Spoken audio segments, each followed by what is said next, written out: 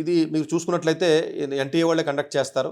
ఇది 4 years programme ఏదైతే మీకు ఐటీఈపీ అని చెప్పాను, ఇంటిగ్రేటెడ్ టీచర్ ఎడ్యుకేషన్ ప్రోగ్రామ్ ఏదైతే చెప్పానో, అఫ్కోర్స్ ఐఐటీస్ కానీ, ఎన్ఐటీస్ కానీ, రీజనల్ ఆర్ఐఎస్ కానీ, గవర్నమెంట్ కాలేజెస్ కానీ, సెంట్రల్ యూనివర్సిటీస్ కానీ, లేకపోతే స్టేట్ ఇన్స్టిట్యూషన్స్ కానీ, ఇక్కడెక్కడ డీమ్డ్ అన్న పదాన్ని వాడలేదు వాళ్ళు. ఓకే, బ్యాక్గ్రౌండ్లో చూసుకున్నట్లయితే డెఫినెట్గా టీచింగ్ అంటే ఒక యూనిఫామ్ స్టాండర్డ్స్ని తీసుకురావాలి మొత్తం భారతదేశం అంతా అనే ఉద్దేశంతో వెళ్ళవు ఇవన్నీ ఒక్కొక్కటి యాడ్ చేసుకుంటూ వస్తున్నారంటే డెఫినెట్గా ఇది మంచి పరిణామం. అట్లాగే ఈ 4 ఇయర్స్ కోర్సులో మీరు మేజర్ మీ ఇష్టం ఎలాంటి మేజర్ అని తీసుకోవచ్చు. సబ్జెక్ట్స్ 2 సబ్జెక్ట్స్ తీసుకోవచ్చు అని చెప్పాను కదా, అది మీకు కావాల్సిన సబ్జెక్ట్స్ ఇచ్చుకోవచ్చు. లిస్ట్ ఆఫ్ సబ్జెక్ట్స్ ఇచ్చాడు, అవి నేను చెప్తాను మీకు.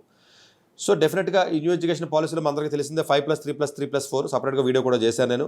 ఈ 5+3+3+4 సిస్టంలోకి ఆటోమేటిక్గా వాడు దానికి తగ్గట్టుగానే సిలబస్ని డిజైన్ చేసుకుని వాళ్ళకి టీచింగ్ చేసే విధంగానే ఆ సిలబస్ని డిజైన్ చేసుకున్నాడు వీడు దీంట్లో. ఇది ఓవరాల్గా. సో ఎగ్జామినేషన్ చెప్పాను కదండి, మీరు తెలుగు అయినా రాయొచ్చు, హిందీ అయినా రాయొచ్చు, ఇంగ్లీష్ అయినా రాయొచ్చు, అది ఇబ్బంది ఏమీ లేదు. సో లాంగ్వేజ్ వచ్చేటప్పుడు 23 క్వశ్చన్లు ఇస్తాడు, 20 క్వశ్చన్లు రాయాలి. 3 మీకు ఆప్షన్లు ఉంటాయి, అంటే 23లో 3 వదిలేయచ్చండి, 20 రాయొచ్చు. లాంగ్వేజ్ రెండు లాంగ్వేజ్లు చూసుకోవచ్చు.